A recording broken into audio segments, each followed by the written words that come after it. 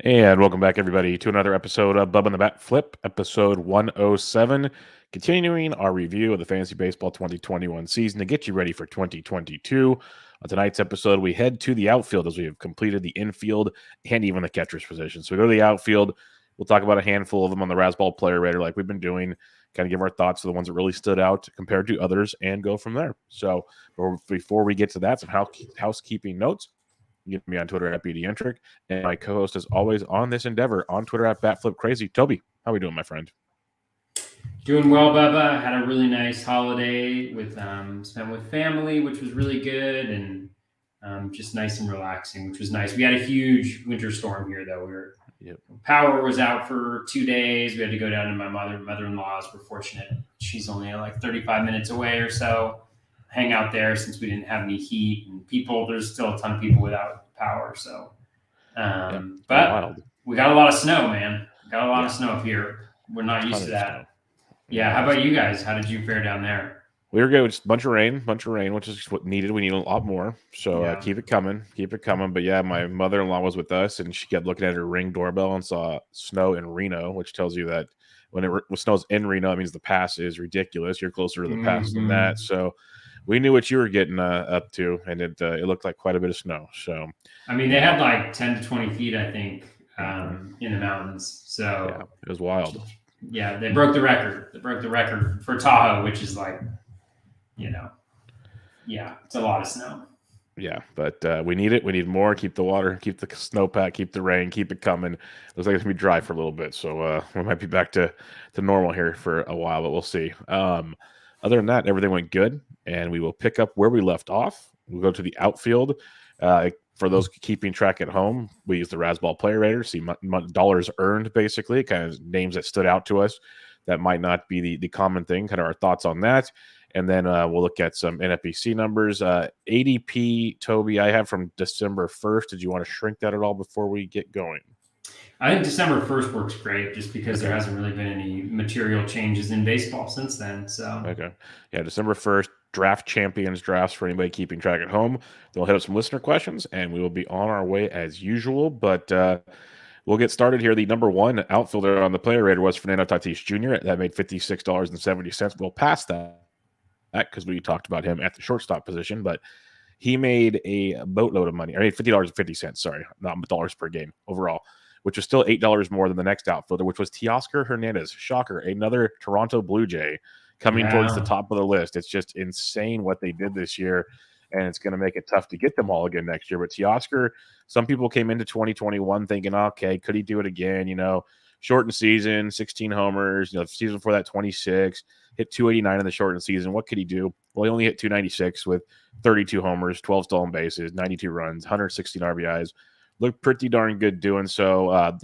BABIP's a little inflated. We'll see how that goes. But that was back-to-back seasons. He did in the 60-game season as well. So maybe it's a thing we can look to. Still pretty high up there, though. But what's your thoughts on Teoscar? Because now he's going higher in drafts, and I've grabbed him in a couple places. I think he's pretty darn good, but I understand if there's some trepidation behind it as well. Yeah, no, I mean, it's really, really interesting. I was huge, and Teoscar was one of the reasons I had a really good 2010 shortened season. But I didn't really believe heading into last year, which was unfortunate. But I mean, if you look at the overall profile, he's had the year and a half now of pretty consistent performance. I think some things that are interesting to me. I mean, the BABIP's elevated. You mentioned that, but we also know he has better than average batted ball quality, slightly better than average speed. So that's good. And then the thing that I think was most impressive, the contact rate was up.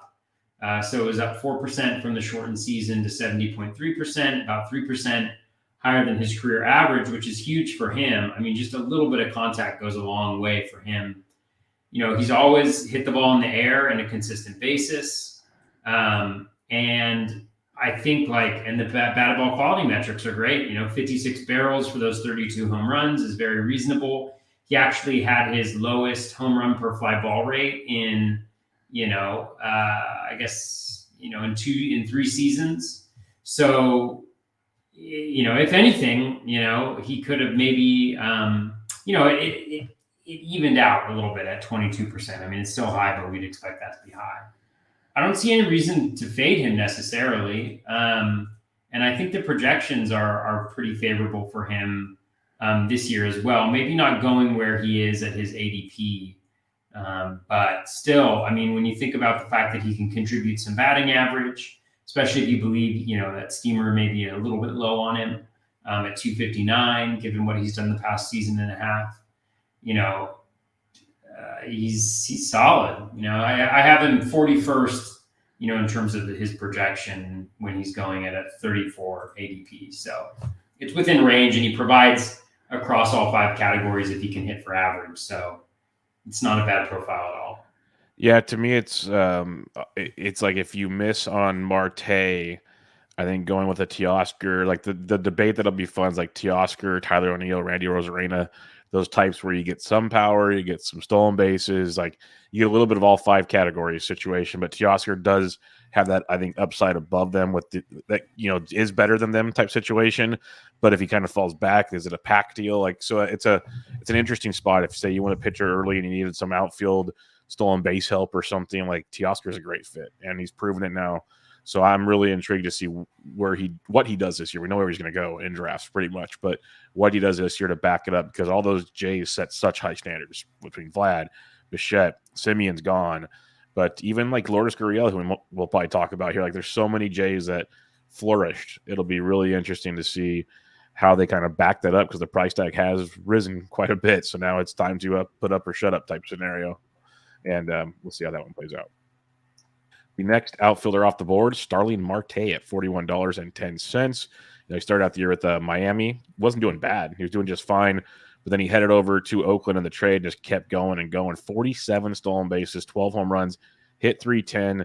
Marte is an interesting profile for me because I've been looking into him quite a bit for drafts. I love the profile. Like the steals are great. He's done it a lot. 20-plus steals is pretty much a thing you can count on. He might get you 30 to 40. You never know. He is getting older. Is a little concern for me. Still getting it done, but the power overall isn't what it used to be. And he never really had a ton to begin with. He had a couple big years, but the power's kind of, I think, deceiving to some. He doesn't drive in runs. Does not drive in runs at all. So for me, it's almost like he's a Whit Merrifield type, but in the outfield. And part of me wonders if we're inflating him too much in drafts, where I'd rather go take a Teoscar or someone else that can give me more power at the position. But talking review-wise, Marte had a heck of a season. No denying that. Yeah, he did. I mean, I've got like a little bit of caution around Marte just because the numbers are like the 47 stolen bases carried him so much. And it seems really challenging for that to be a sustainable mark for him. I mean, it's the most he's had since 2016. He's a year older. I think it was also inflated a little bit by an OBP that was boosted considerably by a 372 BABIP, which was his highest since 2016 as well. He obviously has speed, but there's a couple like things that that are worry me. Obviously, the high BABIP and the regression that's coming there. He'll still hit for a plus batting average, obviously, but the ground ball rate continues to increase. It was at 55%. I think you see that whittling down the power. He had 12 home runs. He did have 31 barrels, and he played in pretty hitter-unfriendly environments with the A's and then with the Marlins. And I think the Marlins actually have the hardest ballpark to hit a home run in. So, maybe like a little bit of a positive help there. The RBI being low, he hit at the top of the lineup mostly. I think he mostly batted second, impacted by playing on a bad team with the Marlins. And then maybe if there's the DH in the NL, with him going to the Mets, that'll help. So, that being said, he still contributes in, relatively speaking, 5 categories. I guess it's just 4 because he's not really contributing in RBI, but you know what I mean. Like he's contributing some home runs. The stolen bases are really good. I don't think the Mets would have signed him, if they wanted to rein him in, on the base paths necessarily. But I think, just like a little bit of caution for me. The plate appearances, 600 plate appearances once in the last 6 seasons. He just went to the Mets, so he's guaranteed to go on the IL as a result of that. Like just the Mets will be the IL designation that he'll have. So just I'd move forward with a little bit of trepidation going where he's going. If you were to give me kind of the Marte versus the Teoscar, I'd probably take, Teoscar in that particular instance. That's where I'm starting to lean. Like, I was all excited about Marte. I'm pretty sure I got him at the FPAS draft, but the more I sat down and looked at things, I'm like, yeah, I don't know about that anymore. Like, he's good, but there's definitely some concern that I have. Great 2021 season, no doubt in that. A lot of questions I have for 2022. So I'll probably be passing on that and go with Teoscar or Rosarena or someone else later on. The fourth outfielder off the board, making a little over $40 this past season, was the NL MVP, Mr. Bryce Harper, who it seems like perennially does not he gets respect, but not the respect I think he deserves. We've talked consistency at other positions, and Bryce is that guy. Like, at worst, he hits you 260, 270. He hit 309 last year. He hit 319 in 2017. Like, he's got the ability to hit 300. We've seen it now. Like, if you read the forecaster, like, once a guy proves he can do something, it's there. So it's like he might be able to bounce back for you type deal. It's a good trait to see. But he also, he's going to hit you like 30 plus home runs, at least 25 plus, usually 30 plus each year. Going to steal you double-digit bags. He's going to provide you a lot of really good categories, and he goes later in the first round. So I think he had a great year, and it's just funny to me. Even last year, people didn't think he deserved. Some people didn't think he deserved the MVP, and the guy is just consistently very, very good. Yeah, he's unbelievable. I mean, it's interesting. I've always been down on him just from a fantasy perspective, because of the batting average with a little bit of a question mark. But he's one of these guys that takes a huge leap forward because of the context of the league and the fact that batting average has dipped so much. I mean, like you mentioned, you can be like, batting average is a concern, but, he's better than league average, in terms of batting average in the last 3 seasons. 4 of the last 5 seasons. He really has that 249 batting average, that sticks out a little bit like a sore thumb there. But even if you were to be guaranteed that line, 249, 34 home runs, 103 runs, 100 RBI, and 13 stolen bases, right? You take that. So I have no problem. I think he's a really nice kind of back end of the first round because he gets you the stolen bases. He gets you the power. A little bit of the question mark around average. He's not going to give you something super high. But he's really a phenomenal baseball player. I mean, the OBP leagues, holy cow. Yep. He's phenomenal. He's always been phenomenal. So this will be the first year I think that I'm kind of in on Bryce Harper in the kind of late first round area. In terms of what he did, I mean, it's a very consistent and solid profile. His ground ball rate actually went up. Maybe contributed to the elevated BABIP. A little bit of concerns there, but you don't go in thinking that the guy's going to hit 309, right? You're thinking 260s, 270s maybe. That's what you got to project for, and that's what the projections have him at. 65 barrels, 18.1% barrel rate, his highest of his career. His high, about even with his highest max exit velo. There's really no signs that, of any diminishing skill whatsoever with Harper. Stolen bases, I think 3 of the last 4 seasons now, right? He's got double digits. Mm-hmm. Yeah, 3 of the last 4 seasons. He had 15 this year after 13. So, yeah, he's getting older, but the Phillies are letting him run. He's being successful doing that. Just a really solid season, and he deserved the MVP for sure. And it's just one of these things where it's like, man, if the guy's expectations going in wasn't that he's going to be a Hall of Famer and the best player ever, I mean, I think we'd have a lot more of an appreciation for him.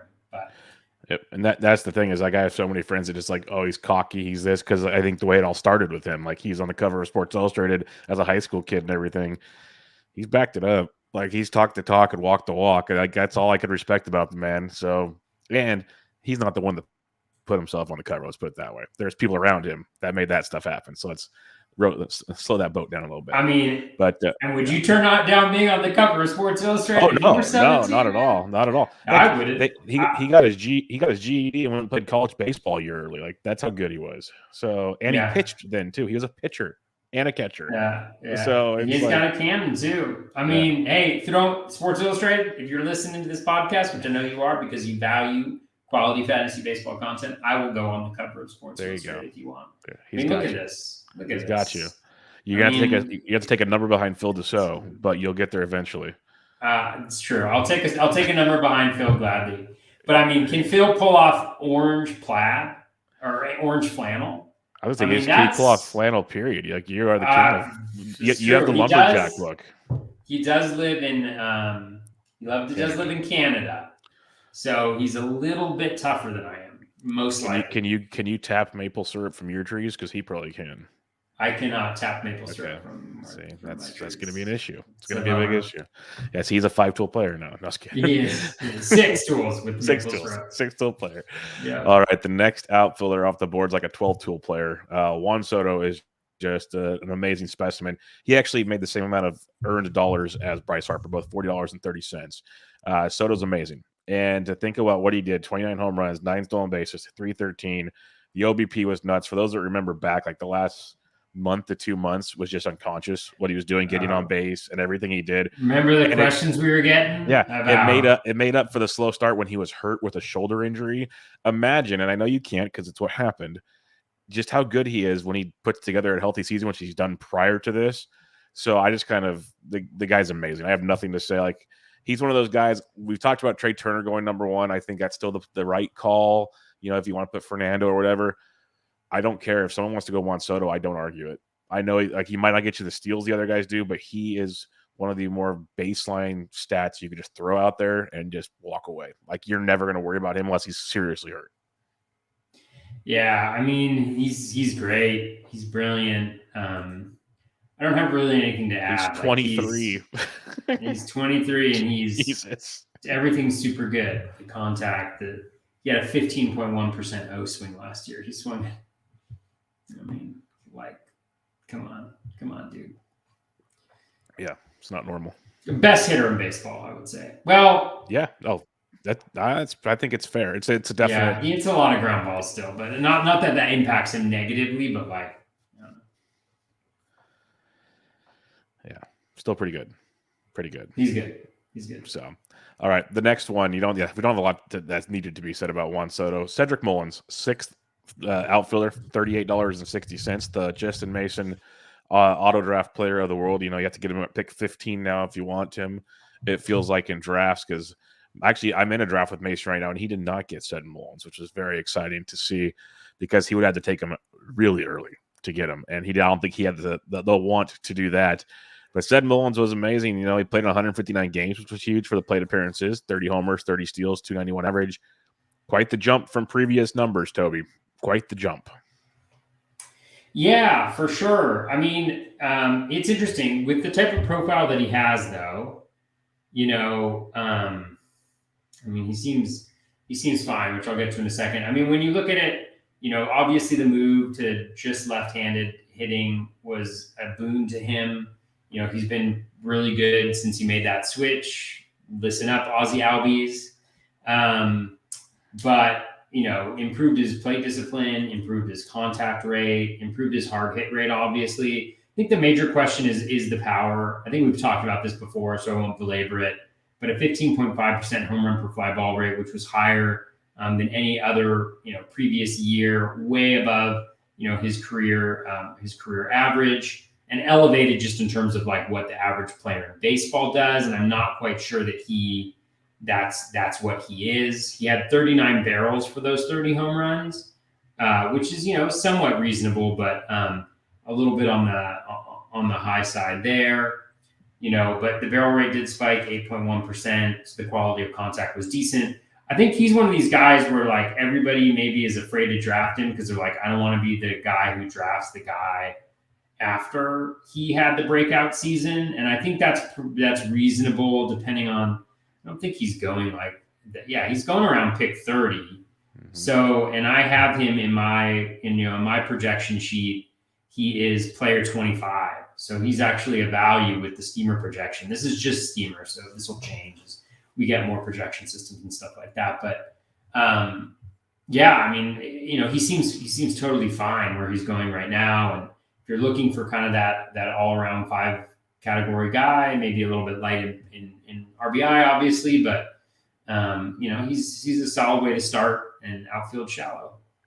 Yeah, I have no problem with him. Like, it's one of those, you just got to put your blinders on and not think like, okay, this came out of nowhere. Can you do it again? Because the profile's really good, ballpark's good. Those things aren't going to change anytime soon. It's just a matter of, do you trust it? Like, if he was in round like another like 10 picks later, I'd feel so much better about life. But it's one of those, go get your guys, go do your thing. Like, I have no problem with someone taking them around pick 30. It's when they start pushing them into the teens, I start going, I think there's better options, but hey, to each their own. It probably helped people like Justin Mason do very well last year, so no problem with that at all. The next outfielder off the board we already talked about, that was Whit Merrifield. He made 37.70. Dude's awesome. So if you want to go get his info, go back to the second base pod. But the number 8 outfielder, Nick Castellanos, made almost $36. Casty hit 309 with 34 home runs in only 138 games, 585 plate appearances. Played very, very well. Free agent this year, so that's kind of an interesting thing. But as a whole, we knew he would flourish in Great American Small Park. He flourished in Great American Small Park. Just an amazing pure hitter. Yeah, I mean, he definitely is. He kind of put it all together. And one of the things that's interesting about him, though, is he's going about where he went last year in drafts, like right now. Like he's at around pick 70, which is kind of interesting. I actually have him a little bit of a value this year. I'm a little hesitant. Number one, you mentioned Great American Small Park. He obviously didn't re-sign with the Reds. I think there's still the possibility he could do that, but I don't see the Reds shelling out money for him given the direction they're heading. 23 of his home runs last year were at home compared to 11 on the road. So it's not like he doesn't have any power, but I'm just not sure that I trust the power to be at the level it was, last year, 34 home runs and 585, plate appearances. He also had his highest batting average, by a pretty decent, margin, at least 10 points, elevated BABIP. So, I think he's a really good hitter. I think he's solid all around. He should contribute in 4 of the categories, not a lot of speed. So if you're just looking for like a guy who hits, who's like a good hitter, I think Castellanos is perfectly fine. But I think oftentimes in this area, depending on how you build your pitching, you're looking for maybe a little bit of speed or something like that. So everything looks fine. Definitely, I would downgrade him given the change of scenery and the fact that he kind of seemed to have his best season last year. But yeah, he's fine. That's been my deal with Casty right now.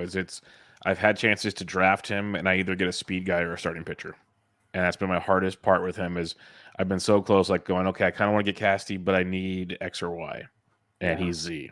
So it's like it's one of those where I think one of these drafts I'm just going to take him because I know how good he can be, and maybe I'll just differentiate my team some other way. But I have not landed on him just yet. Like Mason's drafting right after me in a draft, and I think I took Max Fried or something as my SP1 because that's just the way things rolled. And he took Casty the very next pick. I was debating between the two, but I was like, okay, if I don't take Fried now it's like, do I want Luis Castillo or Joe Musgrove to be my SP1? Or like there's those decisions that have to be made, which might not be a bad idea. That's why I say I might take Casty one of these times. I seem to have the 7th or 8th pick in every draft right now. And then I'll just get one of those pitchers after. So it's just the way you want to build your team is how he kind of falls right now. All right, the next outfielder off the board, Aaron Judge, $35.10, just behind Castellanos. Judge had a healthy season, 148 games, 633 plate appearances. First time he's done anything close to that since 2017. In 17, he had 52 homers, 9 stolen bases, hit 284.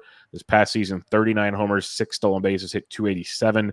Very, very solid campaign. It's never been a question of Judge's skills. It's just about Judge staying on the field. He did it this last year, and that's just the risk you're going to have to take coming into draft day, but he is that good. And I honestly think the power – I was surprised it's only 39 homers, to be honest. Yeah, I mean, he was good. I got to get rid of my Aaron Judge bias here. I'm like, it's just that profile early into drafts and the injuries, but it goes back to that thing, like, is a player injury prone necessarily? Maybe with like a big body like his, I don't know.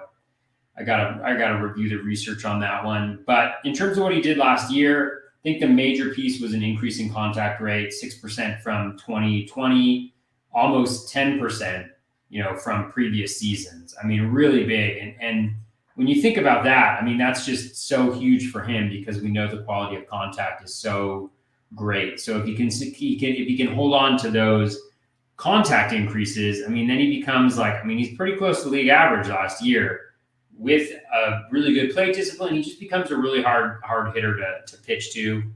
The 6 stolen bases are actually pretty nice, and Steamer has him for 5 next year. there's nothing I can really quibble with, like with the profile. The question will just be whether he can maintain those kind of contact gains. Thinking about Teoscar Hernandez as well, like it's a similar story, I think, to Teoscar in the sense that if they're able to maintain those contact gains, and it becomes really hard to see a huge weakness in the overall profile, unless you're like one of those people concerned about, the injury stuff. The max EV was back up to where it was back in 2018 at 119, which is nuts. He had 70 barrels with those 41 home runs. You'd expect, more, like you mentioned, like I think you'd expect more home runs. There's a lot to like there. I mean, and Steamer absolutely adores Aaron Judge. I mean, I don't know what Aaron Judge has, what types of gifts he's bestowed on Jared Cross, who does Steamer, and he does great work. Steamer does, but I have Judge as the 14th ranked hitter with an ADP of 46. So you're getting a 32 pick. Gonna have to change that bias for sure. I know. The question is my bias strong enough to just throw the projections out the window? Yep. Probably, but I'm sure somebody else will draft him.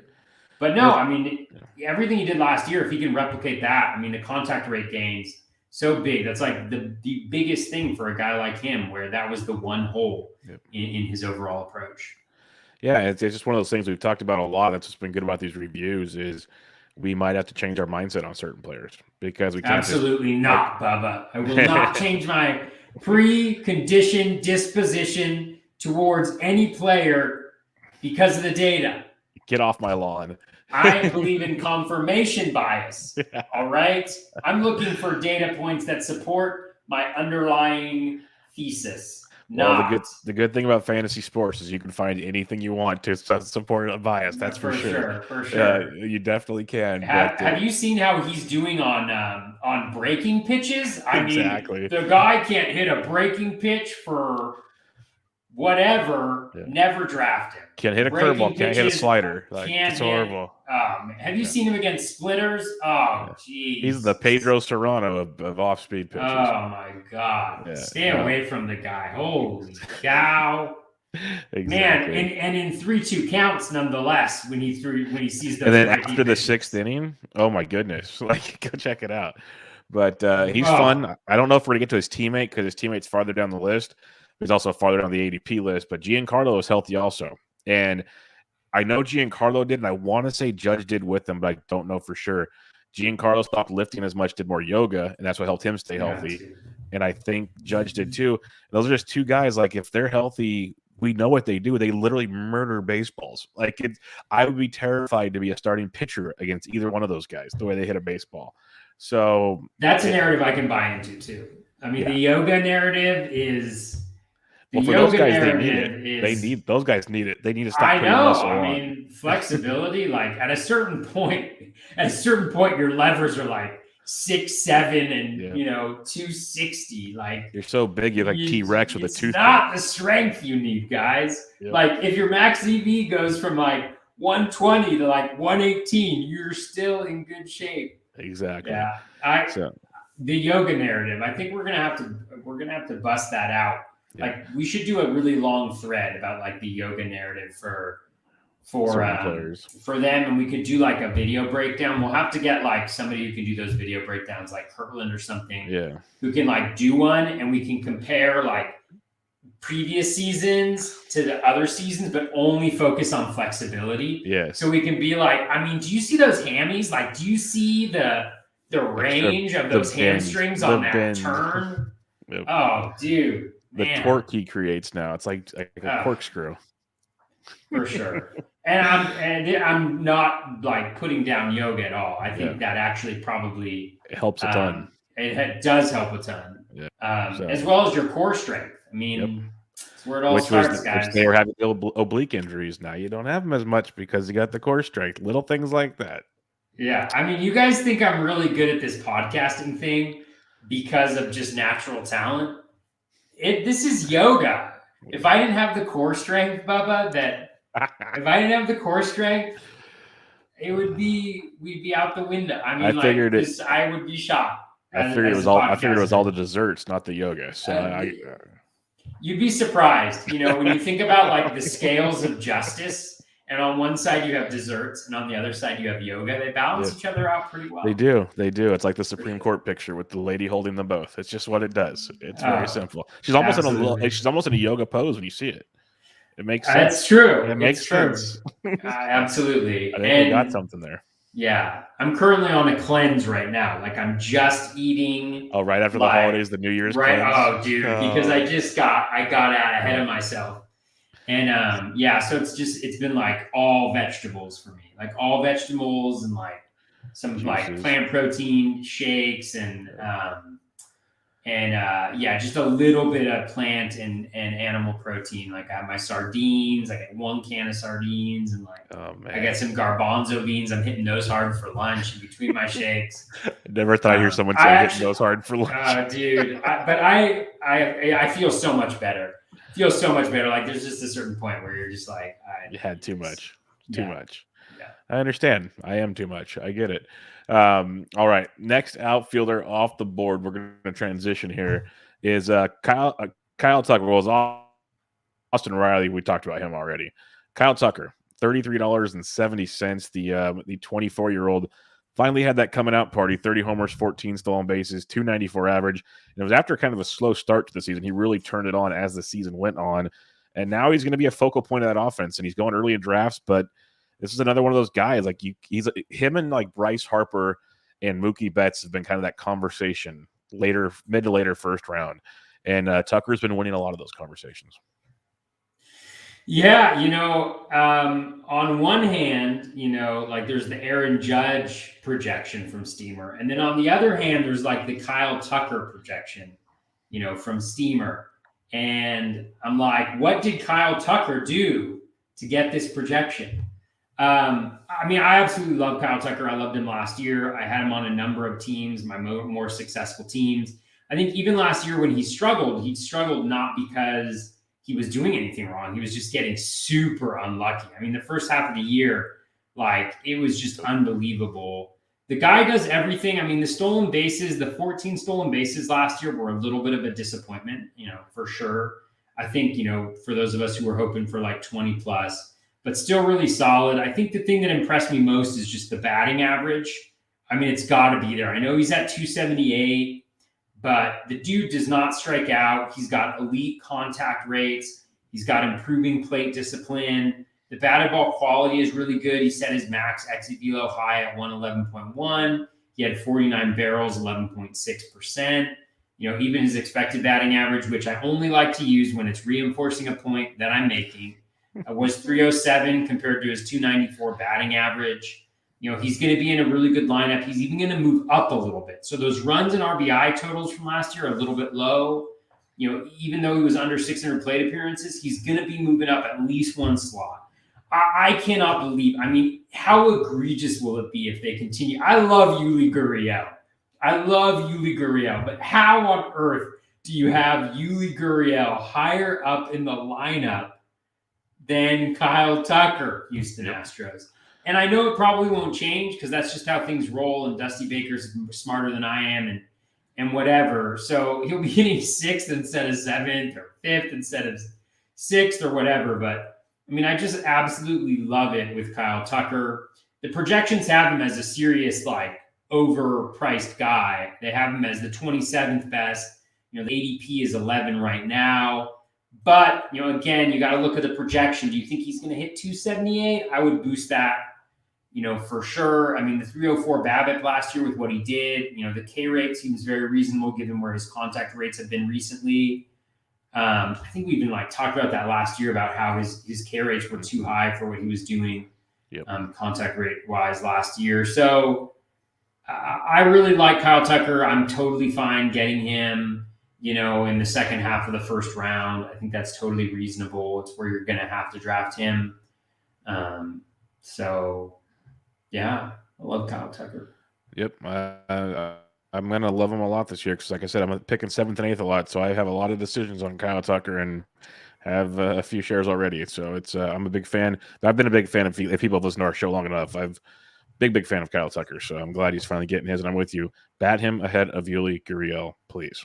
Like, it's very simple. And you think he'd want to, but just a thought. Yeah, for sure. And on the dessert narrative, I don't know if you read that Athletic article about Kyle Tucker and about how he you haven't. Oh man, No. at the end of the season or during the playoffs, they interviewed him and they were talking to him, and I guess he has a terrible diet. Like, and I can't remember what cereal it is that he eats. I think it's like Captain Crunch or something like that. I'm going to look it up really quickly, but essentially,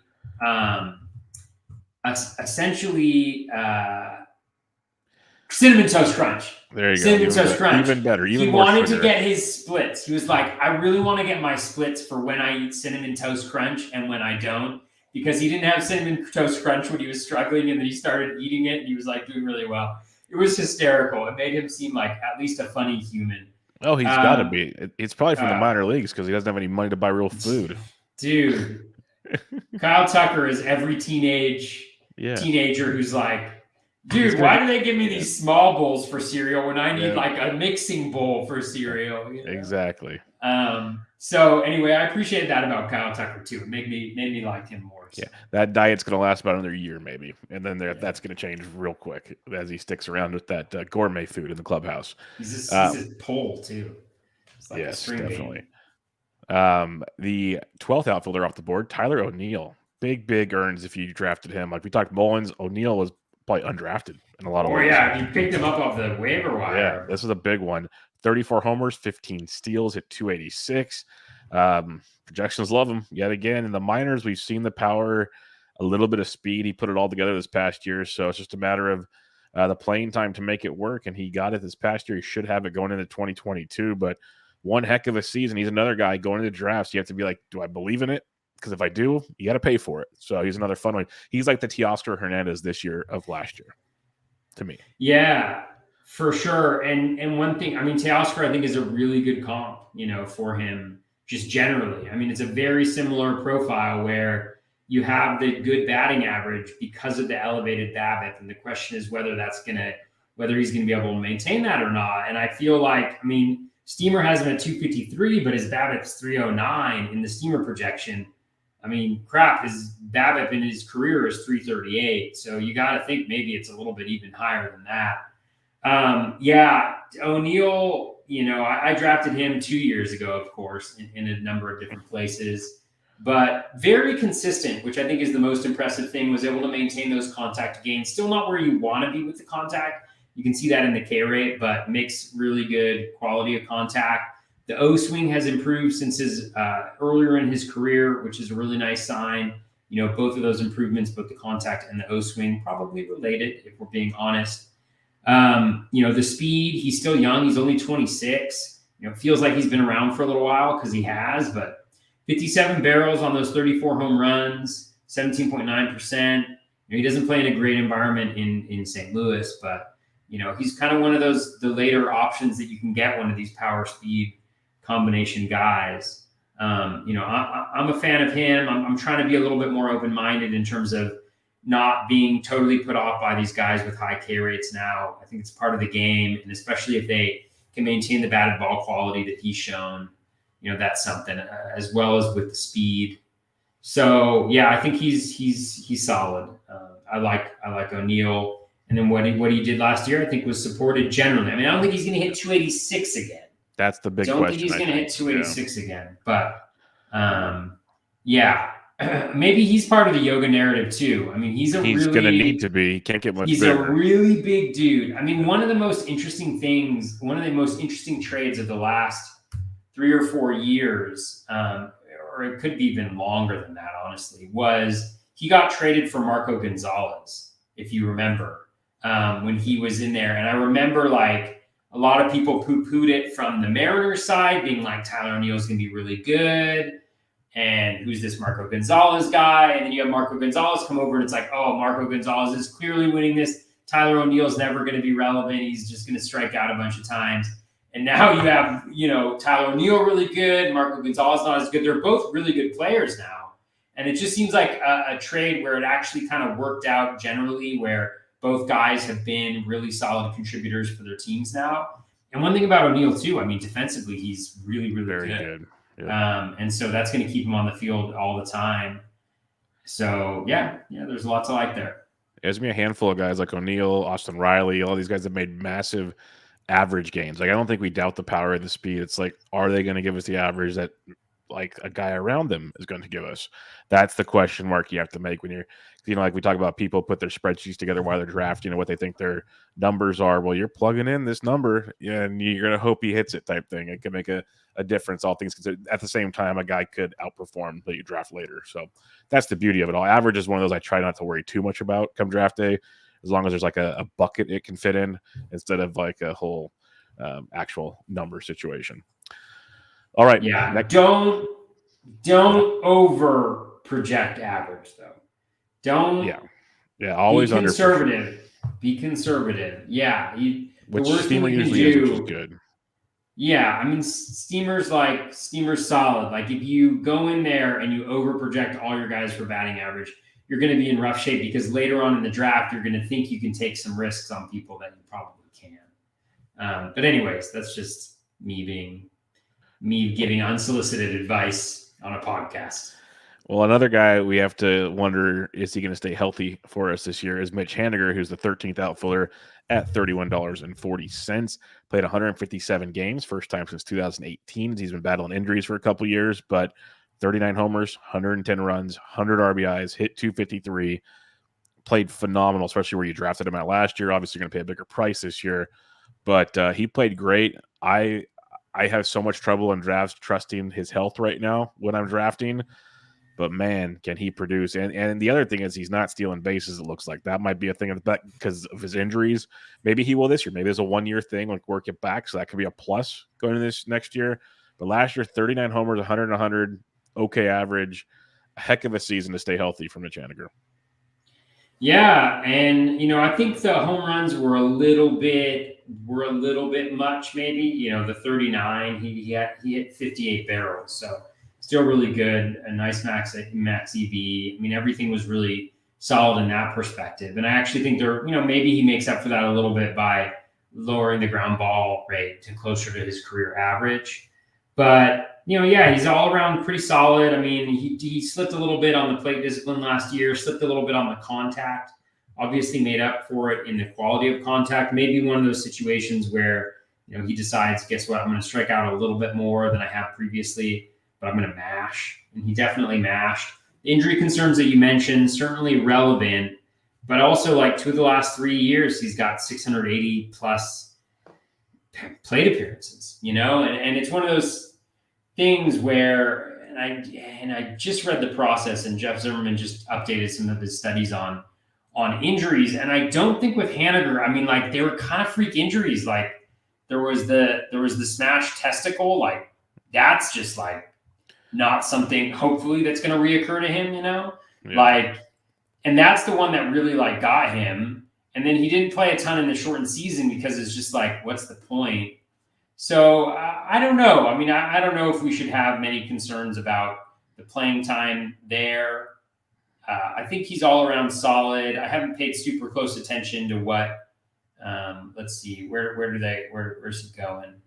So Steamer has him projected as the 133rd best outfielder, or 133rd best player. He's going He's way going lower He's than that. going 116. So a little bit a little bit bad, but you can look at it a lot of different ways. The 245 batting average is low. It's even lower than last year. It also, he only had a 16.1% line drive rate last year, which is easily the lowest of his career. And we know that line drive rate is relatively useless on a year-to-year basis. Like for the vast majority of players, there's just high volatility with it. It's not sticky year to year. And so that's a situation where, some of those fly balls or those ground balls end up being line drives next year. And all of a sudden we're talking about a guy who's closer to his 305 career BABIP, and he's hitting 260 plus. So, there's reasons why that projection is a little bit low. And I also think the Mariners haven't really added anybody that's going to push him out of his lineup spot, So you're going to have probably J.P. Crawford and hitting first. You're going to have what's his face? Tyler France hitting second, Haniger hitting third probably. There's not many guys on the free agent market right now that that the Mariners are rumored to be in on that might take his spot. I mean, maybe Chris Bryant, although honestly, Haniger is a better hitter as far as I'm concerned. Maybe Trevor Story, but does Trevor, then he's hitting cleanup instead. So there's a lot of security, I feel like, there for Haniger. So yeah, I mean, I think he's fine. Yeah, no, I'm with you there. But we'll wrap up the outfielders there. We've got some listener questions to go over, but there's tons of them. I recommend people go check out the Player Rater because some guys that finish pretty high, I just want to Adolis Garcia, even though he struggled late, still is 19th best. Adam Duvall is 21st, Renfroe 22nd, Grossman 24th. There's Giancarlo at 26, Avi 29. So even Austin Meadows, who had a pretty rough year, was the 30th best outfielder. So there's a lot to look for. I highly recommend checking out the Player Rater. That's why we're going through these exercises as we do them. All right, let's get some listener questions for you. We got a handful of good ones, like usual, from you wonderful, wonderful people out there. And we started off with our buddy Matty Williams from the Turn 2 podcast. Tell the Padres not to sign anyone else. Jerks and Profar can play every day. Do you like Jerks and Profar to play every day? No, I don't. Unfortunately, Matt. I just, the guy that I want to see play full time, and that is Hassan Kim. That'd be nice. That dude, in 256 plate appearances, I think he had 8 home runs and 6 stolen bases, something like that. Yep. So and he looked like he was getting better. Yep. Yeah, I mean, I think there's a possible 2010 guy there easily if he's playing regularly. That's the guy I'm more interested in. I think they need to get Eric Hosmer out, put Cronenworth the first, let Kim play second. Pretty simple game. Yeah, let's do it. Yeah, I mean, the thing with Profar for me is the batting average is always suspect. You always think it's going to be better because of that, because of the really low K rate, but never is. I mean, his BABIP is 262. The highest his BABIP has ever been is 293. He just doesn't really have the pop, a little bit of speed, that's kind of nice. The plate skills are nice as well, but let's see. He had 8 barrels last year, 2.7% barrel rate. Max EV at 107.6. I mean, he's better than Kevin Biggio, but there's just really nothing that interests me in the profile outside of, like, to Matt's point, I think, which he's making is he's an accumulator. So, like, if you give him 500 to 600 plate appearances, he'll certainly be, he'll probably be like a 10 and 10 or 10 and 15, 10 and 12 guy. But, I don't think, I just don't see it. I don't see it. I'm sorry.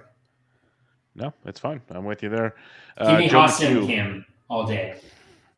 Joe McHugh has a question for you. Which over 30 outfielder, age of 30, has the best chance of maintaining value in 2021? McCutchen, Pollock, Mark Canha, or Charlie Blackmon? It's a tricky question because there's a lot to go with these guys, but like AJ Pollock is pick 226 right now. Blackmon at 252, Canha at 256, and Kutch is down to 328 right now. Yeah, I mean, honestly, I kind of dig all of them. For McCutchen, it depends on where he lands, but man, he got a rough time last year. I mean, the dude in 574 plate appearances, he hit 27 home runs, 78 runs, 80 RBI. He only stole 6 stolen bases. He had a 14% walk rate, a 23% K rate. The dude, his O swing was as good as it ever been. The contact rate was down a little bit, but still better than league average. He just had a 242 BABIP, which is way lower than it's ever been in his entire career.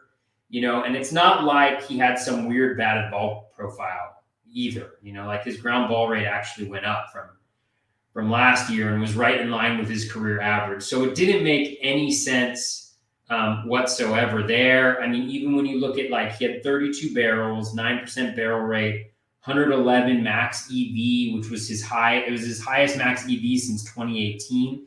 There doesn't really seem like there's diminishing skills there, although obviously the dude is, 35. So I kind of dig him. Pollock has always been good when he's been healthy, and I think the Dodgers are going to be interesting, because they're losing some guys, and they're not. I haven't really added anybody. Like I've seen rumors of Freddie Freeman, but I don't know if I see the Braves like letting him go. So it'll be interesting, but with Pollock, like last year, 422 plate appearances, he had 297, 21 home runs, 9 stolen bases. I mean, what if this dude plays like 600 plate appearances because he's healthy and because the Dodgers don't have as many options as they've had in previous seasons? Everything looks relatively fine. I mean, the BABIP was a little bit elevated, K rate was down, the contact rate was good, the O swing was a little bit higher, but he was still making decent contact. So there's a little bit of regression in the strikeout rate, probably a little bit of regression in the BABIP. So yeah, you're looking at like 260, 270 instead of 290, 300. But the home run and stolen bases are still, relatively speaking, there. Had his highest max exit velo of his career. He had 34 barrels, 11.1%. Like, it's all good there. And again, there may be an increase in playing time if he can stay healthy. And because the Dodgers, I don't think, are going to have as many options offensively as they've had in the past. And then Blackmon would probably be the guy that just given what I'm seeing right now, that I'd probably be less interested in. It just seems like it's been a pretty steady decline for him. Last year, he had like the power just isn't there. There's just not a lot there with Blackmon. I mean, 30 barrels, 7%, so he was a little bit unlucky in the home run department, but unlucky hitting 13 instead of like 19 maybe. I mean, maybe like a little bit more luck with the batted ball quality, although his ground ball rate was through the roof at 47%. That's just a long way of saying, I think, if I were to do it, I'd go Pollock first, probably go Mccutchen second, and then I'd probably go with Blackmon after that. Yeah, no, we're pretty similar. Like, I love Mccutchen. Like, talking about everything you mentioned with the stats, is he was, if you want to say unlucky last year, he was quite unlucky. When you look at the grand scheme of things of how he actually played compared to the way his statistics panned out, he had a very, very good season without the production we would hope for. So it does depend on where he goes. Him leading off is clutch, because if he's not, obviously, he's going to hurt a lot of his upside, and he's probably going to stop stealing bases, at least a good chunk of them. So keep that in mind. But where you're drafting him at, that doesn't matter. So I'm still a Kutch fan. Like, Pollock would be number one for me if I knew he'd stay healthy. He just can't prove it to me. It's ridiculous what he does. And yes, the Dodgers have lost a lot of players, but they still find ways to platoon. Like, Gavin Lux was out there in the outfield last year. I'm not saying he's going to be in the outfield this year, but they find ways to do things. It's really weird with their whole setup. But I would have Pollock 1. I'm going to go Kutch 1, Pollock 2. I'm going to go Mark Canha 3, just because I don't know exactly how they're going to utilize him with the Mets and that whole setup, if he's going to run, if he's going to hit towards the top of the order. Lots of questions to be had there, but I like Canha's overall profile. He's another guy that never really bounced back after injuries last year, especially in the power department. I didn't talk about Canha. Yeah. Oh, you didn't? No, that's all right. You don't need to hear more from me. I just realized I didn't answer the question. Yeah, I have Blackmon 4. So that's just because it's the decline of Blackmon has continued to slowly happen year after year after year. I do the same because I think Canha, the OBP is phenomenal. He's going to get on base. He's going to score a lot of runs in that lineup. James DeVigrilo in our chat here on the YouTube in the chat has a question for us. Who's this year's Akil Baddoo totally off the radar player? You never heard of him until last year, and he was a killer dynasty ad. So I haven't dug that deep yet, but there are going to be some for sure. Like, we know who Rafael Ortega is. I'm not saying he's going to be Akil Baddoo, but there will be some. Do you have anybody? I think, honestly, I know he's popular last year, but he disappointed a lot. Jarren Duran's going super late this year, and I am all about taking that chance on Jarren Duran for the Boston Red Sox, but I could be wrong there. He's super late. Yeah, guy you've never heard of. I mean, guy you've never heard of that might be kind of interesting would be, for me, would be, let me just check roster resource for really quickly just to see if there might be some possibility here. Maybe it'll be Edward Olivares this year. Yes, I'm actually like this. I'm going to go on record with this one. I really like Matt Veerling I don't know if that's how you pronounce it correctly. From the Philadelphia. But he's a Phillies prospect. Yep. He came up last year. Yep. And what did you? Really he only hit 320. He hit 324. He had a 420 BABIP. But like if you look at his projection from Steamer, 265, 12 home runs, 7 stolen bases, and 376 plate appearances. I mean, that looks to me like a guy who, if he gets playing time, goes maybe 18-10, 18-12, you know, something like that. They've got a couple openings there. I know that the hitting guy folks in Philly like him a lot. He had a 111.5 max exit velo. You know, only 2 barrels, but we know that he's able to hit the ball hard. I have him on a dynasty league, or at least I did. I don't know. I probably like gave him up in that league or something like that. But he's a guy with an opportunity, I think, who's a little bit of a power speed combo and makes contact with the ball. And let's see what his like minor league stats were. I bet he hit like 570 and was like the best ever. So last year, you know, strikeout rates of 19.5 and 17.6% in AAA and AA, so pretty low there. You know, combined in 340 plate appearances, he had 11 home runs and 10 stolen bases. You know, hits the ball on the ground a fair amount, but you know, at least that's maybe a higher batting average guy. So Matt Veerling is my guy. I think after that, I think you probably already know him, but I also think Anthony Alford is worth monitoring for the Pirates. I know Jeff Zimmerman just had a really good tweet just about how he improved as the season progressed. There's obviously massive issues there, you know, in terms of contact rate and stuff like that. But you got some pop, you got some speed. If he gets a little bit of run in Pittsburgh and things fall the right way, he could contribute considerably as well. So those are 2 guys that are maybe like lesser known. Veerling being probably the very lesser known guy that I think you know, maybe kind of pop out of nowhere. The thing about Baddoo too is that he was a Rule 5 guy, and he would have been in the majors if he wasn't Rule 5. So pay attention to the Rule 5 draft. See if there's guys that maybe have some skills that may get an opportunity quicker than they would have otherwise because of the Rule 5 nature of Rule 5. Yeah, I like the Anthony Alford call for sure. Just a couple other names I'll mention that are going after even Veerling. If you're in like the DCs of the world, if you want to take chances, they could be complete duds due to playing time. But Christian Pache of Atlanta, if he ever gets real run, is quite interesting. But the one that I keep circling back to, because he's going to pick 692, and he looked good. At least the quality of contact metrics looked really good.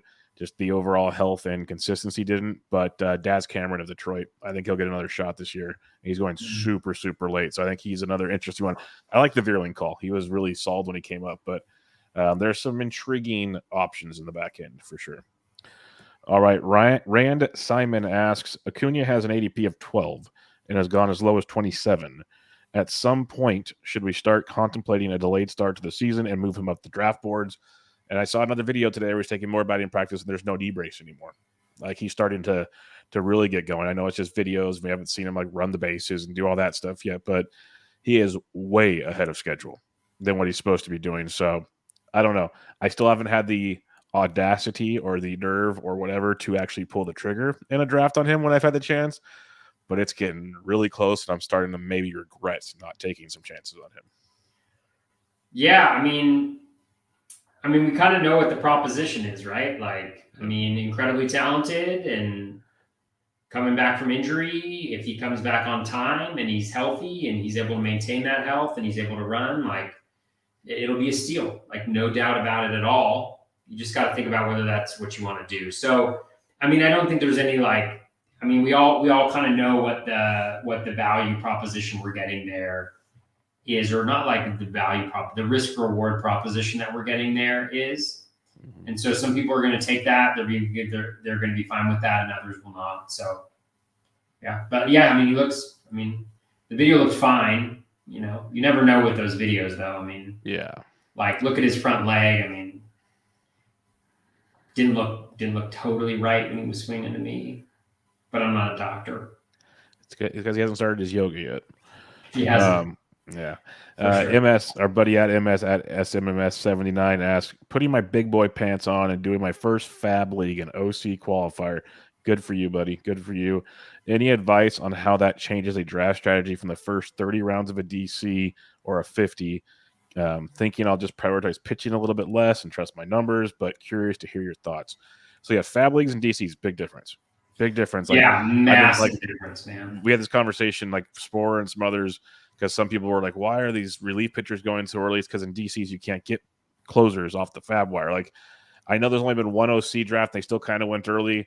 I foresee that being not as aggressive. We'll see. But you see a lot of different necessities you know you can get off a waiver wire throughout the season that you don't have to kind of force your hand so much. You can, especially in an OC, a 12-teamer, a shameless plug. If you listen to my podcast with the Guilds, he's crushed 12-team leagues, and he talked a lot about scenarios of how he does things different in 12s and 15s. So a lot of good advice in that. So I'd recommend that. You can definitely make up ground on the waiver wire a lot easier in a 12-team league. So what's your thoughts, Toby? Yeah, I haven't listened to that podcast. I need to go back and listen to that one. It was good. It was good. There's a reason why he does so well in the OCs. Yeah. So I think generally, I mean, that's the question. Are you used to 15 teamers versus 12 teamers? Because that's certainly a change as well. But I think with the Fab League versus the non-Fab League, I think there are pretty considerable differences. Like when you're drafting in a DC, like a lot of the battle is just plate appearances. Like it's a game of kind of attrition, and you want to get as many guys that are going to get access to plate appearances above like virtually anything else, right? Because you just want to have the flexibility to be able to move guys in and out. You want to be able to maximize those plate appearances, and a lot of times the teams that get the most plate appearances end up winning those. And you want to do the same thing in your Fab leagues, but you just have so much more flexibility, like Bubba mentioned, to be able to work the wire and the 12-team wire. So the things that I'd say, like in a Fab league, I think you can take more risks going after guys, that maybe have higher upside and a lower floor.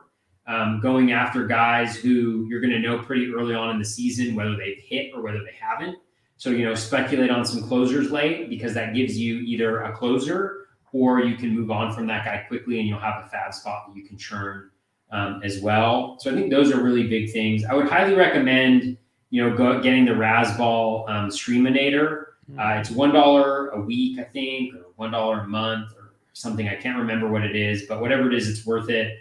And essentially they give you weekly projections, and it's really helpful as you do your waiver wire and you run your Fab to be able to kind of look ahead and say like, okay, like here are some guys that are looking like they're better than the other guys on my team that I have that I can plug in, and just really using that to kind of maximize both plate appearances and the value that you're getting off the waiver wire.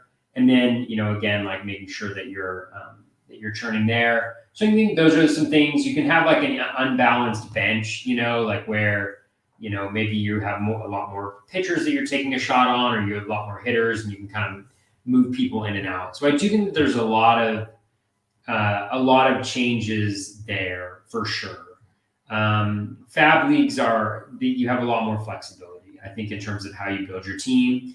And so I think in that particular instance, like, yeah, maybe it is you trust your values a little bit more. I wouldn't say like go less heavy on pitching, because it just depends. Like look at what your valuations are and kind of trust those maybe a little bit more. And then don't be afraid to go for those kind of upside plays at different points in the draft, where if they don't work out, you're not stuck with like either an empty slot in your lineup or an empty slot on your bench. You can kind of move on from them. So those are some of the things that I would say are a little bit different. I'm probably forgetting some critical ones. No, it's like you said, don't forget pitching. You can get like one or two studs, and you can almost forget it for a while because it's so deep in a 12-team league compared to a 15, and streamability on the wire. Like when we talk 15-team, like two-pitch pitchers, it's kind of ugly. You can get a lot of two-pitch in one. In a 12-teamer last year, I got German Marquez throughout the season, and he was very streamable at that point in time. There's ways to do that. At the same time, bats, I picked up Joey Votto last year, Jazz Chisholm last year, early in the year. Like there's moves, the Tyler O'Neills of the world. 12 teams have a lot of that compared to 15s, where you can also, I wouldn't say punt a position, but like where we force our hands, say at third base or something in a 15, because you want to like lock in a certain thing. In a 12 team, like the replacement value of the 12th or 13th third baseman is going to be sitting there super late is going to be way different than like in a 15 because the where they go in drafts. It might not have made sense, but if like you look at an ADP of a 12, like go look at an ADP of the NFBC 50s compared to the DCs, and you'll start seeing the way things flow differently because of the player pools and how people are building their teams. They're not needing X player, Y player because there's 3 fewer teams, and you're just doing this and that. So big difference. And what I'd recommend is if you can do an NFBC 50 just so you can learn the player pool in a 12 team because it does flow a lot different than in a 15 team DC. If not, go to like Fantrax and just go do a. I'm hosting 12 team draft and holds. If you'd like to get in one, let me know. I'll put you in it. You can practice if you'd like. It's a different form. It's the same scoring, but the player pool look different. I get it. But that would be my recommendations is check that out. And it is different, but I prefer 12s because I like being able to go on the waiver wire and go, okay, this guy can make an impact. Now the bidding's a lot dumber in 12 teamers because it's just there's no rhyme or reason in some leagues. It's crazy. But in 15 teamers, the options are so limited that you're all kind of going for the same player, and it's a weird, like if you don't get a certain guy, you're really screwed scenario. So I'd recommend checking all that out. That's my 2 cents as well. All right, the final question we have here is Dave Petroziello says, I was wrong about Teoscar last year, and I like him this year, but the price is high. I don't love a lot of guys in his current ADP range, so maybe I take him, but I wouldn't love it. Or am I wrong, and we're talking about him as a first-rounder next year? I think we already agreed you take him. And he may – I don't know if he's going to be a first-rounder next year, but I think he'll be okay with what takes place unless he gets hurt. Yeah, I mean, one thing is like it's super early in draft to draft a player that you don't like. Yeah. So there are options. I mean, don't be afraid to move a guy up that you like more, or that you have more belief in, who's maybe going later in the draft. Like your third pick being a guy that you're like not that into is a little rough, and don't get me wrong. Like I've been in situations where, I've done that for sure. But I think that's one of the things that I'm trying to improve on moving forward is like drafting with conviction, and not letting ADP dictate, where you get guys. Not that like I did that a ton before, but I think, if there's guys that you really like and they're at ADP of 50 and the chance that you get them coming back around isn't 100%, like snag those guys. Like the difference between, 34, let's see, the difference between like pick 34, which is a $22 pick, and, pick 70, which is like a $17 pick, $18 pick. It's $5, but when you look at what that actually is in terms of like their stat production, it's probably like 3 home runs and 2 stolen bases and 10 points in batting average or something like that. Like it's within the range of the outcomes. So don't be afraid to push that guy up. But I don't mind Teoscar. I mean, I don't know if I'm drafting him where he is because of what I'm trying to do. Maybe I haven't really drafted. I've only got that one draft, so we'll see which direction I go. But I think he's shown that he's really solid, and the projections think he's really solid. So why not? Yeah, no, I think you'd be very happy with him. Like I said, the only thing, Dave, is if you want to really dig in, and we probably will in future episodes, is compare him with Tyler O'Neill, Randy Rosarena, maybe even Aaron Judge. If you think Judge stays healthy, like just kind of compare that grouping of outfielders and see if you're okay with one of them instead. That'd be my 2 cents. Because personally, if you don't get one of the outfielders in round 1 and you'd want to get bats early, I want one of those guys in my outfield. So that's just something like as you start building your draft and looking at different scenarios, that'd be my 2 cents. Just kind of start game planning that way as we go through things. All right, Toby, that'll wrap us up with our outfield review of the 2021 season. We got starting pitching coming up next week, and then before you know it, we're going to be like 6 weeks away from hopefully a real season, and we'll start doing positional previews or something. We'll see. We will. But it is moving along quickly because we are into January. So final thoughts, outfield. Yeah, I mean, there's a lot of good outfield performances last year. I know it's a shallower position this year, so it'll be interesting when we dig into the preview to see where we can find some nuggets. But I think some of the listener questions kind of unearthed some of those already. Some guys who are going later on in drafts who may be interesting guys to add. So, and that's another part there for our buddy MS. Like say the outfield, for instance, that's 15 fewer outfielders that get drafted per se or start. So that changes the way you have to maybe force your hand at the position. Mm-hmm. Where in a 15, it dries up so fast. If like you're not kind of aggressive in getting some early, it's going to get murky. You have a little more leeway. So little things like that. And that's why I suggest if you can do a mock draft, a DC, like a 50 something to get an idea how that flows, or just go look at the ADP and see how it's flowing. That'll help you a ton. So outfield's fun. It's fun. It's different. A lot of multi-position guys there, which helps. But it's very, very interesting. And we will definitely unearth some because there's some later round interesting nuggets, as you said, that we will talk about as the weeks go on. But for now, we will wrap it up there. Check out Toby on Twitter at BatFlipCrazy. I'm at BDentric. This is Bubba the Bat Flip, episode 107. Catch you guys next time.